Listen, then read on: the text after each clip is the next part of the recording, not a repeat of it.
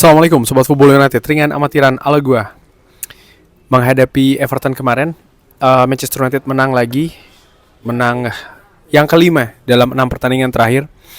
Rekor yang fantastis dari interim head coach Michael Carrick. Tapi ada satu nama yang ingin gua bahas di video kali ini, yaitu siapa lagi kalau bukan sang pencetak gol kemenangan ya, Benjamin Sesko.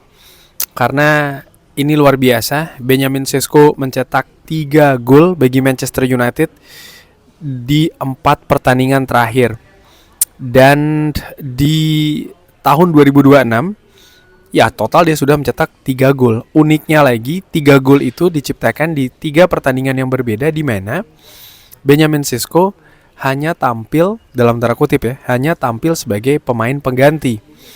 Nah, pemain yang ditransfer dari Red Bull Leipzig di bursa transfer musim panas kemarin dengan angka yang cukup tinggi, lebih dari 80 juta euro, yang sempat di awal-awal ini menimbulkan keraguan menurut gua ya, dari banyak fans Manchester United. Terlihat dari komentar-komentar pada saat itu, bukan hanya fans Manchester United saja, tapi juga nampaknya media-media Inggris pun juga mulai membidik nih nama Benjamin Sesko ya, yang nampaknya di awal kesulitan, tapi dengan catatan gol di tahun 2026 ini nampaknya tidak butuh waktu lama bagi Benjamin Sesko ini untuk bisa beradaptasi dengan Premier League, beradaptasi juga dengan Manchester United.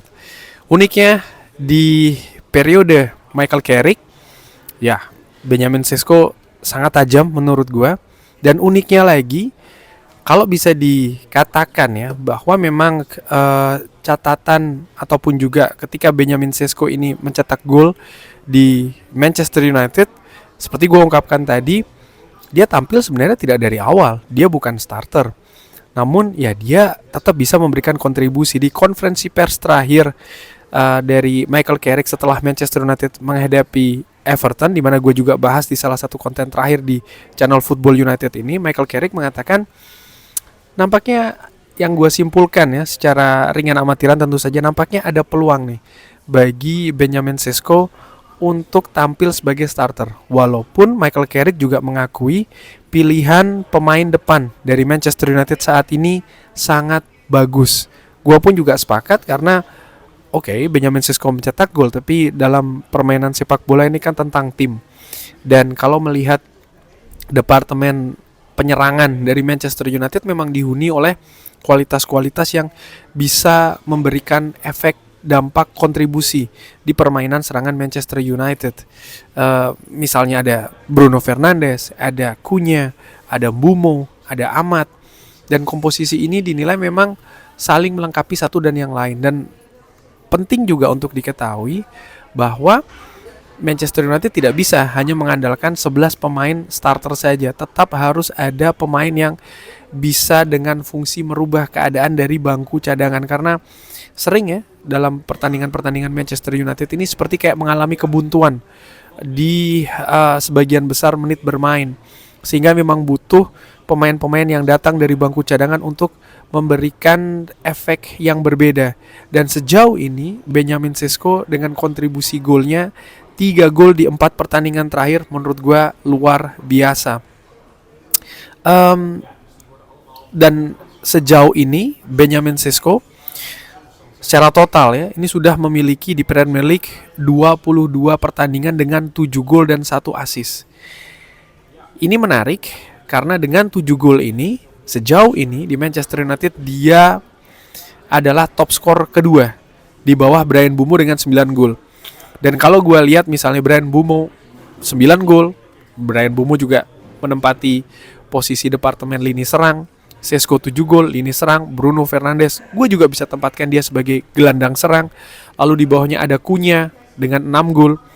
Maka lini depan Manchester United, kalau menurut gue secara ringan amatiran, ini dalam performa yang sedang bagus, sedang dalam performa yang positif ya. Artinya pemain-pemain lini depan ini bisa memberikan kontribusi, bisa mendeliver apa yang dibutuhkan, yaitu adalah gol. Dan kalau Bruno Fernandes tentu saja juga dengan assist ya.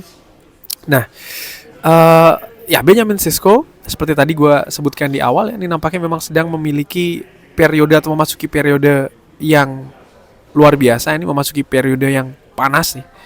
Um, dengan catatan 7 golnya, dan ini ingin gue bandingkan dengan beberapa pemain Manchester United di musim pertamanya ya. Rasmus Højlund di musim pertama bersama dengan Manchester United Premier League, dia dari 30 pertandingan dia mencetak 10 gol. Jadi Sesko ada 3 gol lagi nih gapnya dengan Rasmus Højlundnya di musim pertama. Lalu Joshua Zirkzee dari 32 penampilan secara total di musim pertamanya di Manchester United di Premier League mencetak 3 gol. Nah, yang menarik yaitu gue juga lihat ya. Jadi kalau tadi gue lihat gue sampaikan Rasmus Højlund lalu Joshua Zirkzee, kenapa? Gue ingin membandingkan raihan di musim pertama dari striker Manchester United sebelum Benjamin Sesko. Jadi Rasmus Højlund, Joshua Zirkzee, sebelumnya siapa? Cristiano Ronaldo di musim pertama Manchester United di Premier League mencetak 18 gol. Berarti ini ada 11 gol pembeda dengan Benjamin Sesko. Saat ini Manchester United sudah melakoni 27 pertandingan. Jadi masih ada cukup banyak sisa pertandingan di Premier League, karena total ada 38 pertandingan dan Manchester United sudah melakoni 27, berarti tinggal 11 lagi.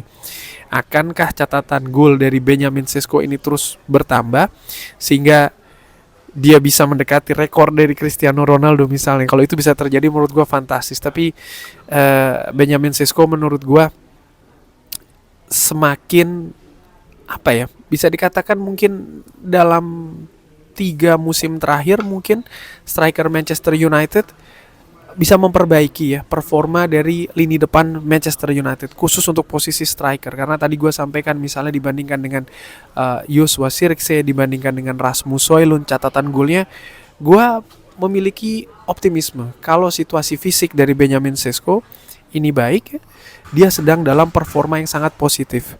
Ya, tadi gue singgung juga terkait dengan keadaan fisik karena Benjamin Sesko sempat absen ketika Manchester United tandang ke Tottenham Hotspur Stadium. Pada saat itu ya dia mengalami masalah dengan ototnya dan harus absen, dan ya absennya dia itu yang akhirnya membuat dia harus berhenti ya beradaptasi di Manchester United di Premier League. Namun setelahnya perlahan-lahan dia bisa memperbaiki hal tersebut. Menarik juga bagaimana komposisi selanjutnya bagi Manchester United dengan Benjamin Sesko, dengan catatan Benjamin Sesko ini. Menurut gua ya harus tetap disesuaikan juga dengan kebutuhan squad, dengan kebutuhan pertandingan, dengan lawan yang dihadapi. Karena seperti tadi gue sebutkan di awal, Manchester United tidak bisa hanya mengandalkan 11 pemain di depan.